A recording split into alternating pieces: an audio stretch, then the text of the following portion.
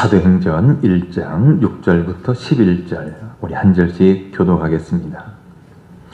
그들이 모였을 때에 예수께 여쭈어 이르되 주께서 이스라엘 나라를 회복하심이 이때니까 하니 이르시되 때와 시기는 아버지께서 자기의 권한에 주셨으니 너희가 알 바 아니요 오직 성령이 너희에게 임하시면 너희가 권능을 받고 예루살렘과 온 유대와 사마리아와 땅 끝까지 이르러 내 증인이 되리라 하시니라.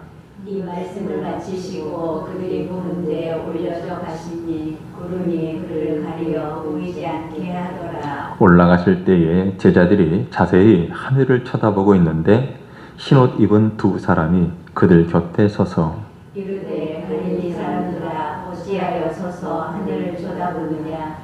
너희 가운데서 하늘로 올려지신 이 예수는 하늘로 가심을 본 그대로 오시리라 하였느니라. 아멘.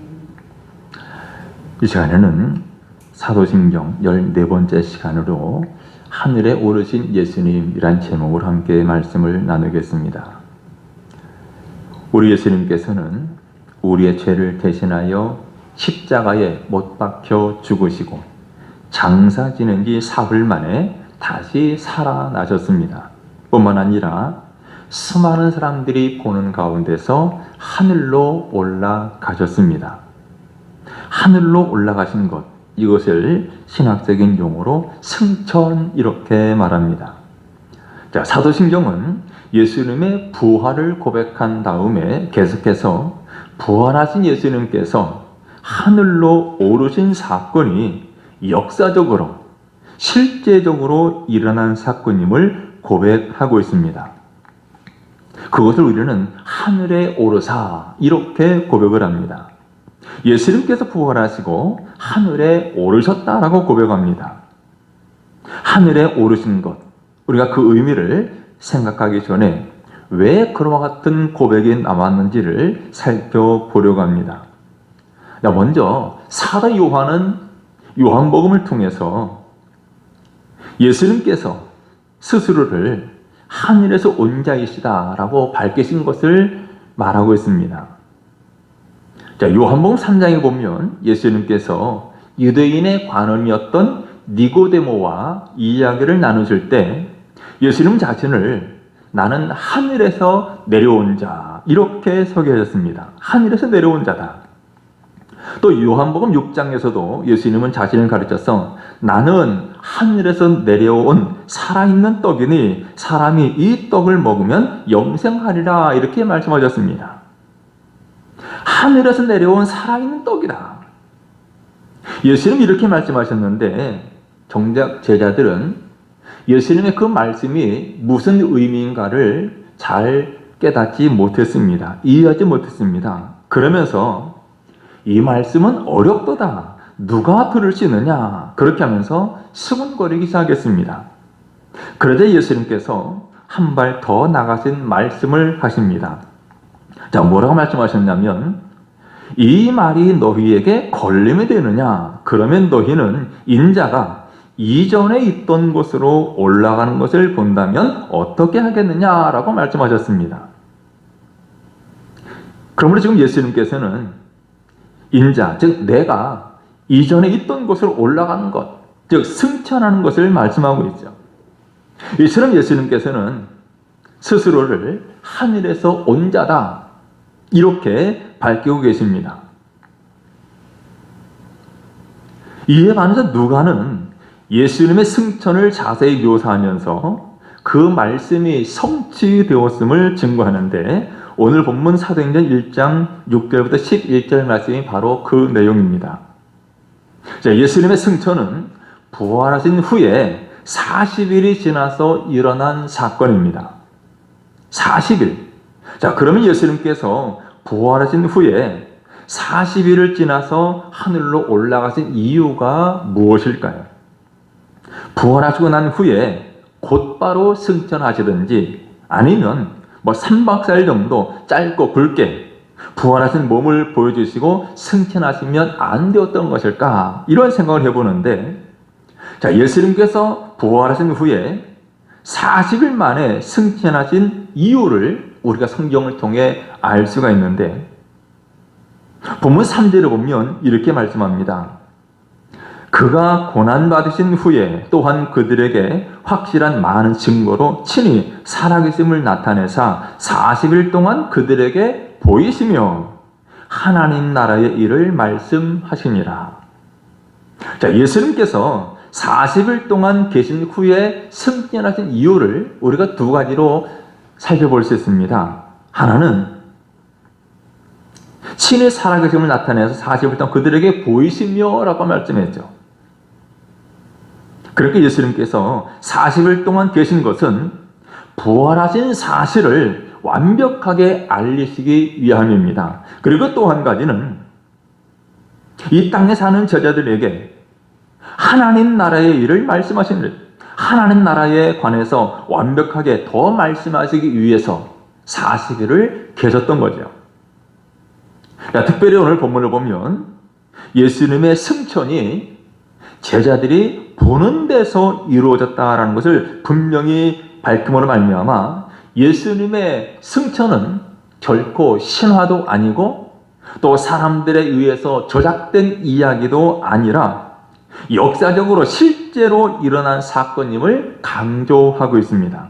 자, 9절에 보면 이렇게 말씀합니다. 이 말씀을 마치시고 그들이 보는데 올려져 가시니, 그들이 보는데 올려져 갔습니다. 그리고 구름이 그를 가려 보이지 않게 하더라. 이처럼 예수님은 사람들이 보는 데서 올려져 가셨습니다. 결코 신화가 아니라는 말이죠. 그리고 또 한 가지, 예수님께서 일정한 높이만큼 하늘로 올라가셨을 때 구름이 나타나서 예수님의 모습을 가렸다라고 했습니다. 구름이 나타난 이후에 예수님의 모습을 더 이상 볼 수 없게 되었습니다. 우리는 여기서 두 가지 호기심을 품을 수가 있습니다. 하나는 예수님이 승천하신 순간에 왜 구름이 나타났느냐라는 호기심입니다. 여러분, 왜 구름이 나타났을까요? 이것은 분명 어떤 상징적인 의미가 있을 것으로 봅니다. 하나님께서 보내시는 구름은 지금 우리가 보는 하늘에 떠다니는 평범한 구름이 아닙니다. 하나님께서 기적적으로 보내신 신비한 구름입니다. 자, 성경에서 구름이 나타날 때 두 가지 의미를 담고 있는 것을 발견하게 됩니다. 하나는 하나님의 임재를 상징하고 또 다른 하나는 하나님의 영광을 상징합니다. 출애굽기 13장에 보면 하나님께서 40년 동안 광야 생활하는 이스라엘 백성들을 어떻게 인도하십니까? 낮에는 구름 기둥으로, 밤에는 불 기둥으로 인도하셨습니다. 이렇게 구름 기둥으로 인도하셨다라는 것은 하나님께서 이스라엘 백성들에게 임재하셔서 이스라엘 백성들과 함께 하셨다라는 것을 뜻합니다. 자, 이처럼 예수님께서 승천하실 때 구름이 나타났다라는 것도 역시 예수님이 승천하시는 순간이 하나님께서 임재하신 거룩한 순간이다라는 것을 말씀합니다. 그리고 또 이 구름은 하나님의 영광을 상징한다고 했죠. 출애굽기 40장에 보면 이제 광야에서 성막을 다 완성했을 때 하나님께서 구름을 보내서 그 성막을 덮는 것을 볼 수가 있습니다. 그리고 나중에 솔로몬이 하나님의 성전을 다 짓고 완성하고 그 성전을 하나님께 봉헌할 때 역시 구름이 나타났습니다. 즉 하나님의 영광이 그 성전에 임한 것입니다. 이처럼 예수님의 승천 과정에서 구름이 나타난 것은 보통 사건이 아니고 하나님의 영광을 나타내는 신비롭고 장엄한 사건이다라는 것을 말씀하고 있습니다.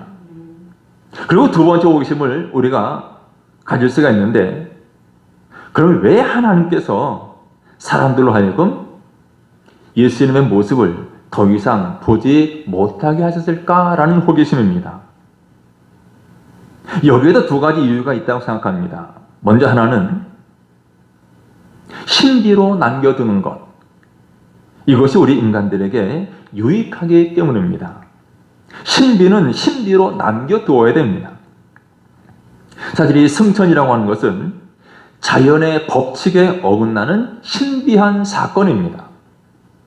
우리의 머리로는 도무지 이해가 되지 않는 사건입니다. 그러므로 하나님께서 구름을 보내심으로 말미암아 그 구름을 통하여 예수님을 더 이상 보지 못하도록 그 신비를 신비로 남겨두기 위해서입니다. 사실 예수님의 일생 전부가 다 신비스러운 사건으로 말할 수가 있습니다.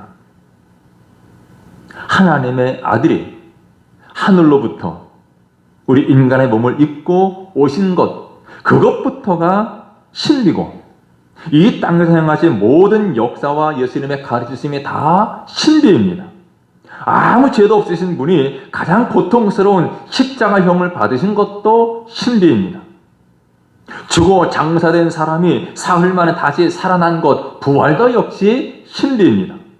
여러분, 예수 그리스도에 대한 우리의 믿음은 어떤 합리적인 증명에서 오는 것이 아니라 하나님의 말씀의 성경을 통해서 고백될 때 우리의 온전한 믿음이 생기는 것입니다.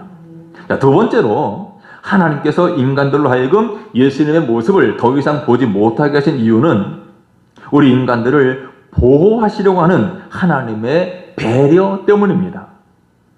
우리를 보호하시려고 하는 하나님의 배려다. 여러분, 하늘에 떠 있는 저 태양빛, 우리가 얼마나 따뜻하고 고마운 빛입니까? 이 태양빛은 지구상에 존재하는 모든 생명의 원천입니다. 자, 그런데 이 고마운 태양빛, 여러분, 우리가 한여름에 밖에 나가서 하늘을 쳐다봅니다. 그런데 그 태양빛을 그야말로 약 5분만 눈을 똑바로 뜨고 바라보고 있으면 어떻게 되겠습니까? 물론 그렇게 할 수도 없겠지만 만일 그렇게 된다면 우리 눈은 큰 상처를 입고 눈의 기능을 영원히 상실하고 말 것입니다. 마찬가지로 우리는 하나님을 똑바로 바라볼 수가 없습니다. 죄로 더러워진 인간이 하나님을 똑바로 바라보면 그 자리에서 죽임을 당하고 말 것입니다. 그래서 이사야서에 보면 이사야 선지자는 그야말로 타락한 이스라엘 백성들 가운데에서도 의로운 삶을 살았고 또 하나님의 신뢰를 한 몸에 받은 선지자였음에도 불구하고 하나님의 보좌 앞에 들어서는 순간 직감적으로 이렇게 절규하죠. 이사야 6장 5절에 화로다 나여 망하게 되었다 그랬어요. 망하게 되었다. 나는 입술이 부정한 사람이요 나는 입술이 부정한 백성 중에 거주하면서 만군의 여호와이신 왕을 배웠음이로다. 물론 실제적으로 이사야 선지자가 하나님 형상을 본 것은 아닙니다. 다만 하나님의 임재하심을 그가 몸으로 느꼈던 거죠. 그 하나님 임재하심을 느끼는 그 순간에 나는 입술이 부정한 사람이다. 내가 하나님을 보고 공간적인 의미의 하늘이죠. 공간. 즉 땅의 반대말로서의 땅 위의 공간을 의미합니다. 영어로 말하면 스카이라고 말할 수 있죠. 스카이. 하지만 신앙 고백에서 말하는 이 하늘은 이 공간적 의미의 하늘이 아닙니다. 다른 하늘이 있는데 우리가 천국이라고 부르는 하나님의 나라라고 부르는 그 장소로서의 하늘입니다. 예수님께서 하늘로 올라가셨다라는 것은 바로 여기를 가리킵니다. 이것을 영어로는 heaven이라고 말해요. heaven. 그래서 11절 말씀을 보면 영어 성경에 이렇게 표현합니다. 읽지는 않겠지만 하늘이라는 말이 여러 번 나와요. 예수님께서 물론 하늘로, 공중으로, 스카이로 올라가신 것도 맞습니다. 왜냐하면 구름이 그를 가려 보이지 않게 하더라라고 말씀하고 있기 때문에 그래요. 일단 예수님께서 공중으로, 스카이, 하늘로 올라가셨습니다.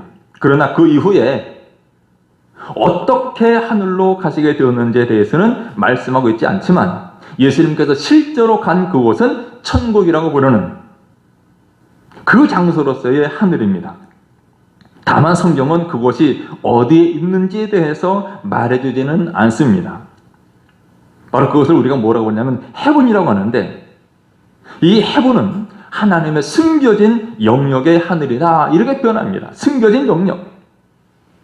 분명한 것은 스카이가 아니라 이 heaven, 하나님의 나라, 천국이 실제한다는 것과 예수님께서 바로 그곳으로 올라가셨다라고 할 때 그것이 바로 하늘이라는 것, 분명히 말씀하고 있다는 사실이죠.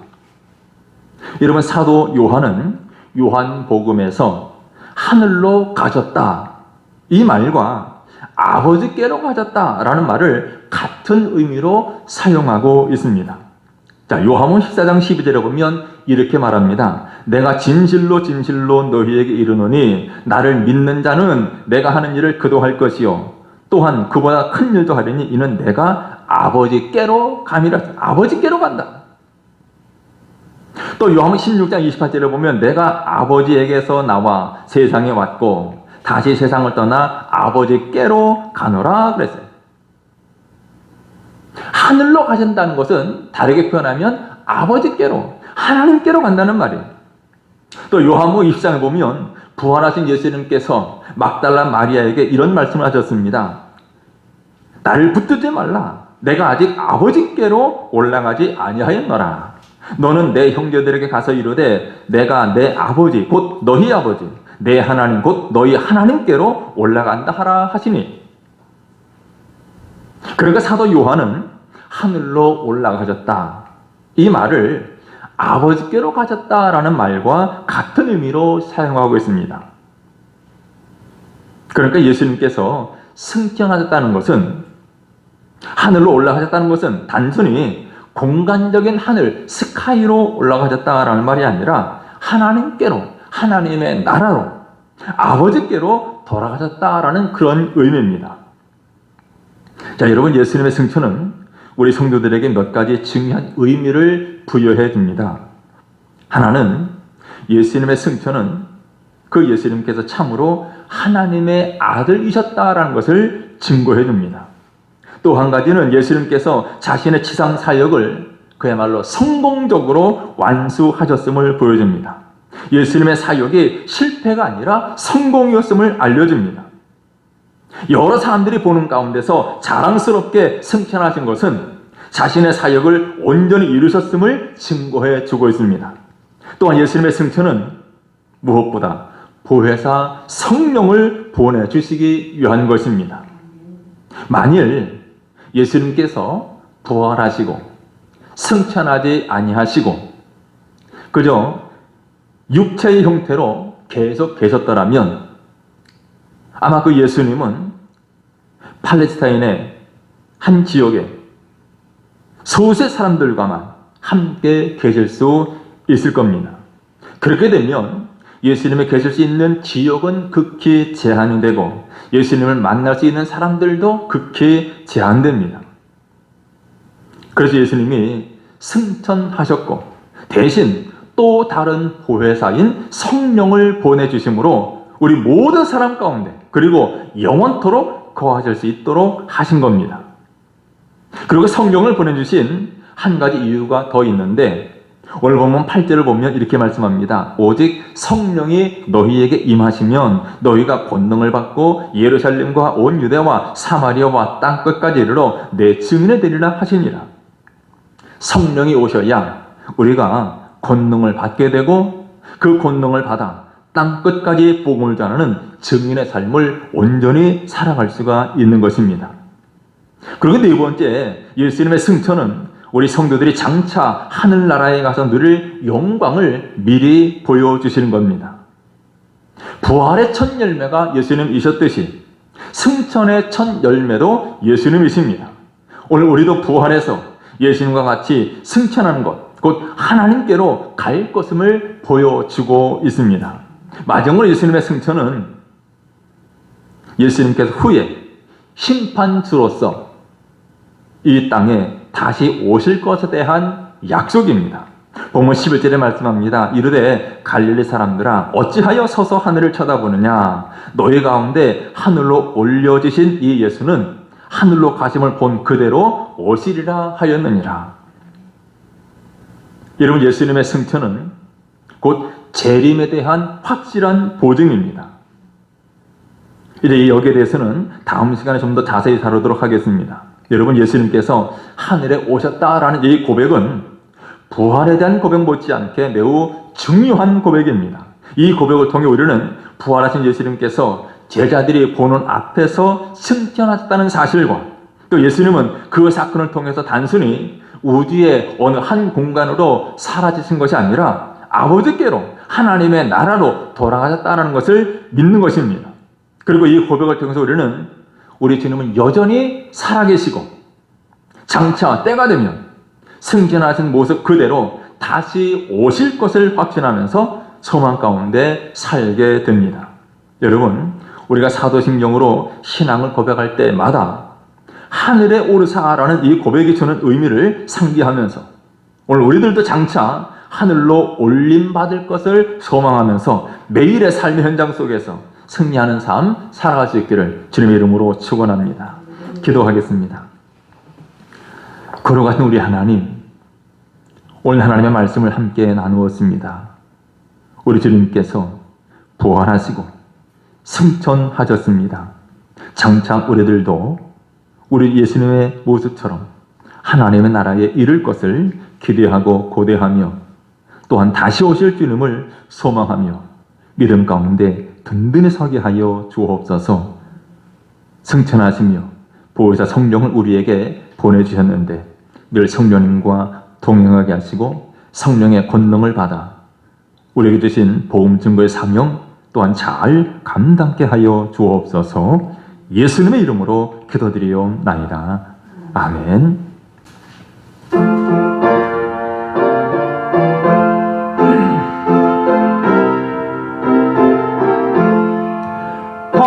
할렐루야, 우리 예수 부활 승천하셨네. 세상 사람 찬양하니 천사와 답하도다. 구주 예수 부활하사 사망 권세 이겼네. 구주 예수 부활하사 사망 권세 이겼네. 할렐루야, 우리 예수 왕의 왕이 되시고 우리들의 중보 되신 성령 증거하시네. 구주 예수 부활하사 처음 열매 되셨네. 구주 예수 부활하사 처음 열매 되셨네. 할렐루야, 우리 예수 흠과 티가 없도다. 무덤 속에 있는 죄인 주가 일으키시네. 구주 예수 부활하사 영광 주로 오시네. 구주 예수 부활하사 영광 주로